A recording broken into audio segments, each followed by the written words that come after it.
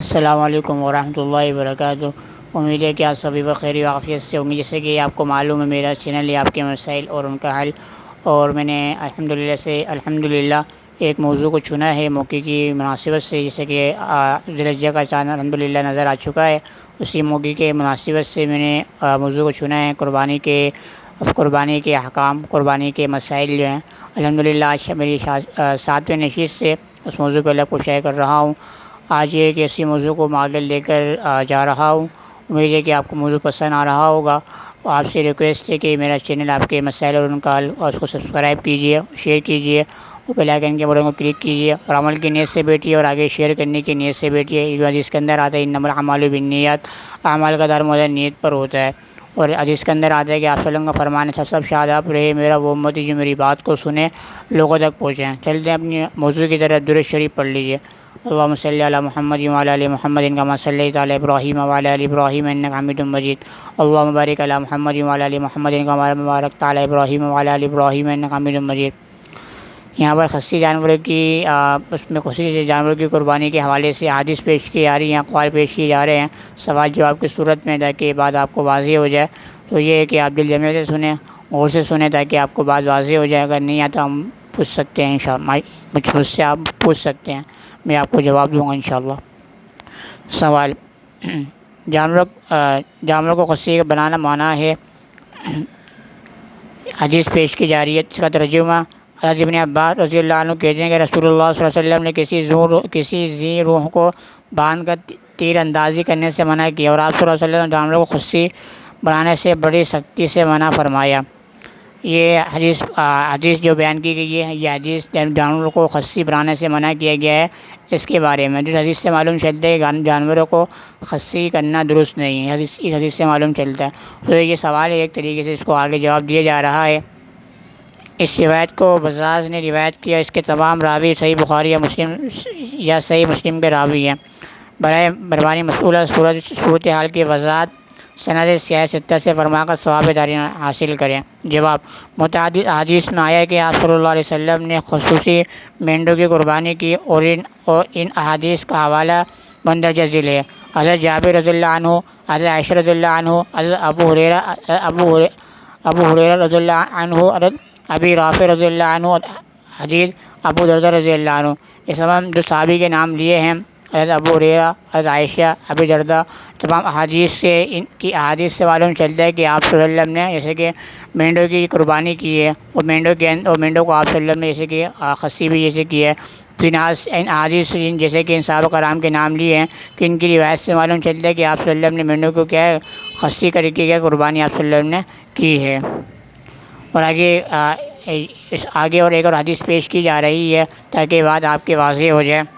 ان حدیث کی بنا پر تمام ائمہ اس پر متفق ہیں کہ خصوص خصی جانوروں کی قربانی درست ہے۔ حافظ محی الدین ابن قدیم المقدسی حنبلی نے اس کو بیان کیا ہے۔ آگے ایک بزرگ کا قول نقل کیا جا رہا ہے، تو اس سے بات اور واضح ہو جائے گی۔ ترجمہ: اور خصی جانوروں کی قربانی جائز ہے کیونکہ نبی کریم صلی اللہ علیہ وسلم نے خصوصی مینڈوں کی قربانی کی تھی، اور جانوروں کے خصی ہونے سے ناپسندیدہ عضو جاتا رہتا ہے، جس کی وجہ سے گوشت عمدہ ہو جاتا ہے اور جانور موٹا فربا ہو جاتا ہے۔ امام شافعی رحمۃ اللہ علیہ خصوصی جانور کا جو عضو جاتا رہا، اس سے زیادہ اس کے گوشت اور چربی میں اضافہ ہو گیا۔ امام حسن بصری، عطا، شعبی، مالک، شافعی، ابو ثور اور اصحاب رائے بھی اسی کے قائل ہیں، اور اسی مسئلے پر ہمیں کسی مخالف کا علم نہیں۔ تو یہ سارے بزرگان دین کو بیان کی گیا ہے، تو ان کے اقوال سے معلوم چلتا ہے کہ خصی بکرے کی قربانی، جیسے کہ آپ صلی اللہ علیہ وسلم نے بھی کیا ہے، خصی مینڈوں کی قربانی کی ہے۔ جو بزرگان دین کے جو اقوال بیان کیے گئے ہیں، جن کے نام بیان کیے گئے ہیں، ان کی روایت سے، ان کے اقوال سے معلوم چلتا ہے کہ خصی بکروں کی قربانی جائز نہیں۔ جو مخالفین ہیں تو ان کی بات کو ہم کیا ہے، ان کے اقوال سے، ان بزرگان دین کے اقوال سے کیا تردید ہو جاتی ہے۔ جب حضرت صلی اللہ علیہ وسلم نے خصی جانوروں کی قربانی ثابت ہے، اور تمام ائمہ دین اس پر متفق ہیں، کسی کا اس میں اختلاف نہیں، تو معلوم ہوا حلال جانور کا خصی کرنا بھی جائز ہے۔ سوال: سوال میں جو حدیث ذکر کی گئی ہے وہ ان جانوروں کے بارے میں ہوگی جن کا گوشت نہیں کھایا جاتا، جن کی قربانی نہیں کی جاتی، ان کے خصی کرنے میں منفعت نہیں۔ یعنی کہ جواب جو انہوں نے حدیث پیش کی تھی، انہوں نے بطور اعتراض کے، تو اس کا یہ جواب بھی دیا گیا ہے کہ جو آپ نے حدیث پیش کی ہے اس کے اندر کسی کے جانوروں کو خصی کرنا منع کیا گیا ہے یہ ان جانوروں کے بارے میں جن کی منفعت نہیں ہوتی۔ تو یہاں پر خصی کرنے سے یہاں پر گوشت فربہ ہوتا ہے، اور گوشت فربہ ہوتا ہے، جانور فربہ ہوتا ہے، تو اس میں منفعت ہے، تو اس منفعت کی وجہ سے جو حلال جانور ہیں اس کو خصی کر سکتے ہیں۔ تو جو آپ نے جن جانوروں کے بارے میں کہا ہے کہ وہ آپ صلی اللہ علیہ وسلم نے منع کیا ہے، وہ ان جانوروں کے بارے میں ہے جو حلال نہیں ہے، جن کو قربان نہیں کیا جاتا، تو یہ ان جانوروں کے بارے میں ہے، تو یہ آپ کا اعتراض کرنا کیا ہے، درست نہیں ہے۔ قربانی کے جانور کے بچے ہونے پر کیا کریں؟ سوال: قربانی کے جانور کے ذبح کرتے وقت اس کے پیٹ سے زندہ بچہ نکل آئے تو اس کا کیا کرنا چاہیے؟ جواب: قربانی کے جانور کے اگر ذبح کرنے سے پہلے بچہ پیدا ہو گیا یا ذبح کرتے وقت اس کے پیٹ سے زندہ بچہ نکل آیا تو اس کو بھی ذبح کر دینا چاہیے۔ قربانی کے وقت، جیسے کہ سوال کیا، قربانی کے وقت اگر بچہ نکل آیا یا قربانی سے پہلے تو اس کا حکم کیا ہے، جیسے کہ پیچھے بھی یہی آیت ہے کہ اگر قربانی سے پہلے یا ذبح کرتے وقت بچہ نکل آئے، اس کا جواب یہی ہے کہ ذبح کرنے سے پہلے یا ذبح کرنے کے بعد بچہ نکل آئے تو بچے کو بھی کیا ہے، ذبح کر دینا چاہیے۔ قربانی کا جانور کم گم ہو جائے تو کیا کریں؟ سوال: ایک شخص نے قربانی کرنے کے لیے بکرا خریدا لیکن وہ گم ہو گیا، بقرعید کے چوتھے دن یا پانچویں دن وہ مل گیا، تو آپ اس کا کیا کریں؟ جواب: جس شخص پر قربانی واجب تھی، اگر اس نے قربانی کا جانور خرید لیا پھر وہ گم ہو گیا، چوری ہو گیا یا مر گیا، تو واجب ہے کہ اس کی جگہ دوسرے کی قربانی کرے۔ اگر دوسرے کی قربانی کے بعد پورا جانور مل جائے تو بہتر یہ ہے کہ اس کی بھی کر دے، لیکن اس پر واجب نہیں۔ اگر یہ غریب ہے جس پر پہلے سے قربانی واجب نہ تھی، نفلی طور پر اس نے قربانی کے لیے جانور خرید لیا پھر وہ مر گیا یا گم ہو گیا، تو اس کے ذمہ دوسری قربانی واجب نہیں۔ ہاں، اگر گمشدہ جانور کی قربانی کے دنوں میں مل جائے تو اس کی قربانی واجب ہے، اور ایام قربانی کے بعد اگر ایام قربانی کے بعد ملے تو اس جانور کا یا اس کی قیمت کا صدقہ کر دینا واجب ہے۔ تو جیسے کہ پیچھے بھی آیا تھا کہ اگر کوئی جانور وغیرہ خریدا، وہ گم ہو گیا یا مر گیا، یا وہ ایام قربانی کے اندر وہ چوتھے دن پانچویں دن ملا، تو آئے کہ اس کی قربانی کا کیا حکم ہے؟ تو اس صورت میں یہ ہے کہ اگر وہ ایام کے بعد ملا، یعنی کہ اگر وہ پہلے مل چکا ہے، تو اس صورت میں اگر وہ صاحب نصاب ہے تو اس کو اوپر یہ لازم ہے، اگر بہتر یہ ہے کہ اس کی بھی قربانی کر لے، دونوں کی جو مل گیا، اگر وہ ایام قربانی سے پہلے ملا ہو۔ اگر وہ غریب ہے تو اس صورت میں اس کو اوپر اگر وہ غریب ہے تو اس کے لیے یہی حکم ہے کہ وہ جو جانور ملا ہے اس کی کیا قربانی کر لے۔ اور اگر وہ مثال کے طور پر اگر وہ ایام قربانی کے اندر مل گیا، یعنی کہ قربانی کے ایام کے بعد چوتھے دن پانچویں دن مل گیا، آئے کہ اس کی قربانی کریں گے کہ کیا کرنی ہے، تو اس کے اوپر حکم یہ ہے کہ آپ کے یہاں اس کا اتنا مال جو ہے، جو کچھ قربانی جتنی آپ قربانی آپ پہ لازم ہے، تو اتنا مال آپ کے صدقہ کریں گے۔ اگر وہ قربانی چوتھے دن ملا، پانچویں دن ملا، تو اس صورت میں کیا ہے، آپ اس کا جو قیمت ہے، اس کی قیمت کو جانور کی قیمت کو لگا کر اس کو کیا ہے، صدقہ کریں گے۔ قربانی کے حصے دار: پوری گائے 2 حصے دار بھی کر سکتے ہیں؟ سوال: گائیں 2 حصے دار بھی کر سکتے ہیں یا 7 حصے دار ہونا ضروری ہے؟ جواب: جی ہاں، 2-3 حصے دار بھی کر سکتے ہیں، لیکن ان میں سے ہر ایک کا حصہ ایک سے کم نہ ہو، یعنی کہ حصے پورے ہونے چاہیے۔ مثلا ایک دن دوسرے کے 4 یا ایک کا 1 مثلا 1 کے 3 دوسرے کے 4 یا 1 کا 1 دوسرے کے 6۔ تو یہاں پر بیان کی گیا ہے کہ جیسے کہ کہا کہ عام طور پر 7 حصے ہوتے ہیں، جیسے کہ مدارس کے اندر یا ٹرسٹ کے اندر، تو یہاں پر بیان کی جا رہا ہے کہ 2 حصے قربانی کر سکتے، 2 بندے قربانی کر سکتے ہیں۔ ان کا قربانی کرنا کیسا ہے؟ قربانی تو 7 حصوں میں ہوتی ہے، تو دعا بھی دی گئی کہ کچھ قربانی 2 حصے میں ہو سکتی ہے، مگر یہ ہے کہ آپ کے انو گوشت کیا پورا دیں۔ مثال کے طور پر اگر 2 بندے شریک ہیں تو آپ جو آپ حصہ لے رہے ہیں، 4 حصے لے رہے ہیں، تو جو باقی جو ہیں ان کو دیں، تو اس سے کیا ہے وہ برابر کیا ہونے چاہیے۔ مشترک خریدا ہوا بکرا قربانی کرنا: بالفرض چند آدمی مثلا چھ نے مل کر ایک بکرا خریدا جس میں سب برابر کے شریک ہیں، یا ایام نہار میں سب نے بالاتفاق اس بکرے کو بجانب رسول اللہ صلی اللہ علیہ وسلم قربان کیا، تو یہ قربانی صحیح اور درست ہوئی یا نہیں؟ یہ جواب، یہ درست نہیں ہوئی، البتہ اگر کوئی ایک شخص پورا حصہ نبی کریم صلی اللہ علیہ وسلم کی جانب قربانی کرے تو صحیح ہوگا، کیونکہ نفلی قربانی برائے سارے ثواب نبی کریم صلی اللہ علیہ وسلم ہے۔ اصل قربانی تو کرنا قربانی والے کی طرف سے ہے، اور ظاہر ہے کہ قربانی کا ایک حصہ ایک ہی آدمی کی جانب سے ہو سکتا ہے، جبکہ مذکورہ صورت ایک حصہ کئی آدمی کی جانب سے ہے۔ تو یہ مسائل بیان کیے، یہ سوال کیا گیا ہے کہ آپ 7-8 بندے ہیں، وہ آپ صلی اللہ علیہ وسلم کی جانب سے قربانی کرتے ہیں بکرے کی، آئے کہ وہ درست ہو جائے گا یا نہیں ہوگا؟ اس کو حکم یہ ہے کہ 8 بندوں کا قربانی، آپ 8 بندوں کا بکرا خرید کر قربان کرنا آپ صلی اللہ علیہ وسلم کی طرف سے درست نہیں ہے، کیونکہ یہ نفلی قربانی ہے۔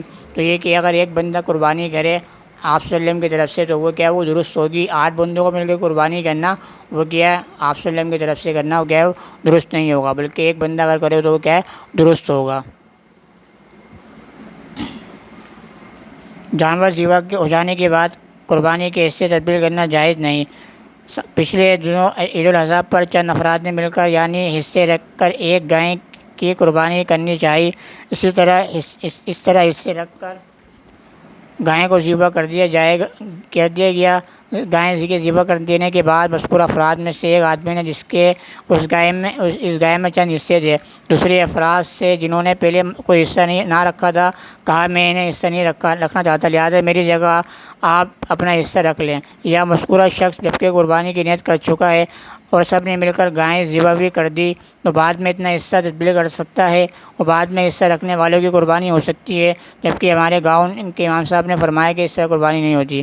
قربانی کے ذبح ہو جانے کے بعد حصہ تبدیل نہیں ہو سکتا، قربانی صحیح ہو گئی، جس کے چند حصے تھے اس کی طرف سے اب اتنے حصے قربانی ہو گئی۔ جیسے کہ مثال کے طور پر پہلے یہ طے کیا گیا تھا قربانی کے حصے اتنے ہوں گے، جو کہ ایک فکس ہوتا ہے عام طور پر۔ تو یہ جیسے کہ ہم 2 بندے شریک تھے یا 4 بندے شریک تھے، قربانی کے حصے عام طور پر فکس ہوتے ہیں۔ تو اب آئے کہ قربانی کے کرنے کے بعد اس سے میں رد و بدل کر سکتے ہیں یا نہیں کر سکتی ہے، بلکہ اس کا جواب یہ ہے کہ قربانی کے بعد حصوں کے اندر کوئی رد و بدل نہیں کر سکتے، جو اس سے پہلے تھے وہی حصے کیا ہیں، جتنے حصے میں جتنے حصے آ رہے ہیں اتنے حصے کیا ہیں ان کو دیے جائیں گے۔ جو قربانی سے پہلے تھے وہ قربانی کے بعد بھی وہی حصے رہیں گے، رد و بدل نہیں کیے جائیں گے۔ ایک گائے میں چند زندہ اور مرحوم لوگوں کے حصے ہوں تو قربانی کا کیا طریقہ ہے؟ اگر ایک گائے میں چند زندہ اور 3 مرحوم کی طرف سے قربانی ہو تو کیا جائز ہے؟ وہ طریقہ کیا ہے؟ جواب، کر سکتے ہیں، اور طریقہ وہی ہے جو 7 آدمیوں کے شریک ہونے کا ہے۔ اسے بیان کیے گا اگر 3 آدمی زندہ اور 4 مرحومین کی طرف سے تو 7 اس سے ٹوٹل ہوگا۔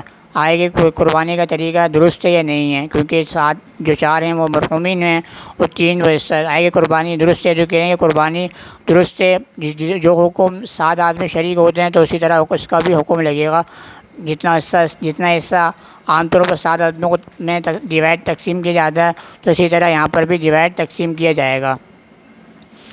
جانور ذبح کرتے وقت کی دعا، بسم اللہ اللہ اکبر، انی وجہت وجہی للذی فطر السماوات والارض حنیفا وما انا من المشرکین، ان صلاتی ونسکی ومحیای ومماتی للہ رب العالمین۔ ترجمہ، میں نے تو متوجہ کیا اپنے منہ کو اس کی طرف جس نے بنائے آسمان اور زمین سب سے یکسو ہو کر، اور میں نہیں ہوں شریک کرنے والوں میں سے، بے شک میری نماز، میری قربانی، میرا جینا اور مرنا اللہ کے لیے ہے جو پالنے والا سارے جہاں کا۔ جانور ذبح کرنے کے بعد کی دعا، اللہم تقبل منی کما تقبلت من حبیبک محمد و خلیلک ابراہیم علیہم السلام۔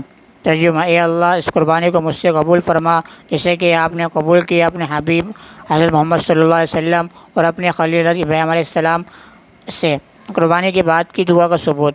سوال، جمعہ کی اشاعت میں اقرا کے صفحے پر آپ نے قربانی کرتے وقت کی دعا، قربانی کے بعد کی دعا تحریر فرمائی، لیکن آپ نے اس پر کسی کا حوالہ درج نہیں کیا کہ آئے گی کس حدیث سے اخذ کی گئی ہے۔ یہ اعتراض مجھے اس وقت ہوا جب ہمارے محلے کے دلی مسجد المعروف بڑے بڑی مسجد دہلی کالونی کراچی کے خطیب نے بڑی مسجد میں یہ بات کہی میں نے اب تک یہ دعا کسی حدیث میں نہیں پڑھی۔ اس کی تصدیق انہوں نے ایک مولانا صاحب سے کی جو کہ اس وقت وہاں موجود تھے۔ اسی مسجد میں امام کے فرائض بھی انجام دیتے ہیں اور درس قرآن و حدیث دیتے ہیں۔ یہ خطیب صاحب ہر جمعے آپ کا اقرا صفحہ پڑھ کر آتے ہیں۔ اس کا اندازہ اس بات سے میں نے لگایا کہ عموماً آپ کے صفحے کا حوالہ دے رہے تھے۔ آج جنگ میں آیا ہے۔ انہوں نے اس مسئلے پر تنقید کرتے ہوئے کہا کہ اگر حدیث سے مسئلہ ثابت کر دیا جائے تو میں رجوع کر لوں گا۔ اس لیے آپ نے جو بات از قربانی کی دعا درج کی ہے وہ کس حدیث سے ماخوذ ہے؟ اس کا اتباع کس نے کیا؟ جواب: مشکوٰۃ شریف باب فی الاضحیہ میں صحیح مسلم کی روایت حضرت عائشہ رضی اللہ عنہ کی حدیث ذکر کی ہے۔ حضرت صلی اللہ علیہ وسلم نے ایک سیاہ رنگ کا سینگوں والا مینڈا ذبح فرمایا اور پھر یہ دعا فرمائی: بسم اللہ اللہم تقبل من محمد وآل محمد ومن امتی محمد۔ اور اسی کتاب میں ہی بروایت احمد، ابو داؤد، ابن ماجہ، ترمذی، دارمی حضرت جابر رضی اللہ عنہ کی حدیث نقل کی ہے۔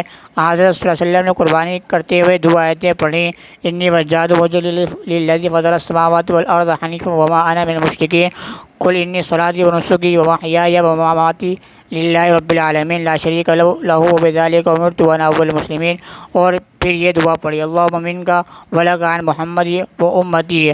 پھر بسم اللہ کہہ کر اللہ اکبر کہہ کر ذبح فرمایا۔ مجموع الزوائد میں اس مضمون کی اور بھی متعدد احادیث ہیں ذکر کی ہیں۔ اس سے قطع نظر آیت کریمہ ربنا تقبل منا انک انت السمیع العلیم سے واضح ہو جاتا ہے قبولیت عبادت کی دعا خود بھی مطلوب ہے۔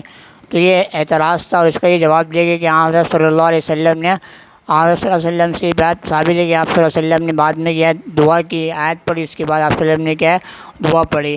تو یہ اعتراض تھا۔ اس کے بعد اس کے اعتراض کا جواب یہ دیا گیا کہ اعتراض تو آپ کو سمجھ میں آ گیا ہوگا کہ آپ بات قربانی کے بعد دعا وہ کیا ہے ثابت نہیں ہے۔ تو یہ اس کا جواب یہ دیا گیا کہ آپ صلی اللہ علیہ وسلم نے اس کی آپ صلی اللہ علیہ وسلم سے جیسے کہ آپ صلی اللہ علیہ وسلم نے آیت کریمہ پڑھی قل ان صلاتی ونسکی ومحیای ومماتی للہ رب العالمین لا شریک لہ وبذلک امرت وانا اول المسلمین، اور اس کے بعد دعا پڑھی۔ اس کے الفاظ ہے کہ اللہم تقبل منی وعن محمد وعن امتی محمد۔ تو اس حدیث سے معلوم چلتا ہے کہ قربانی کے بعد کی دعا بھی ثابت ہے۔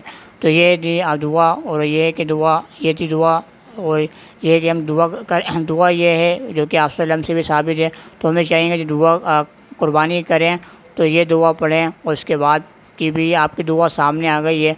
تو یہ ہے کہ آپ کی جو قربانی دعا کا پڑھنا یہ مستحب عمل ہے، اور یہ کہ اگر آپ دعا دل میں نیت کر لیں گے تو وہ بھی کافی ہو جائے گا، کیونکہ حدیث پہلے بھی پیچھے بھی آیا تھا کہ کہ حدیث کے اندر جس کی تائید ملتی ہے وہ آپ کے دعا پڑھیں گے۔ تو یہ حدیث آ چکی ہیں اور اس کے اندر دعا بھی آ چکی ہے، تو آپ بھی دعا پڑھیں۔ دعا پڑھنا یہ کیا ہے مستحب، اگر نہیں پڑھیں گے تو قربانی آپ کی ہو جائے گی۔ میں آپ سے کہنا چاہتا ہوں السلام علیکم ورحمۃ اللہ وبرکاتہ۔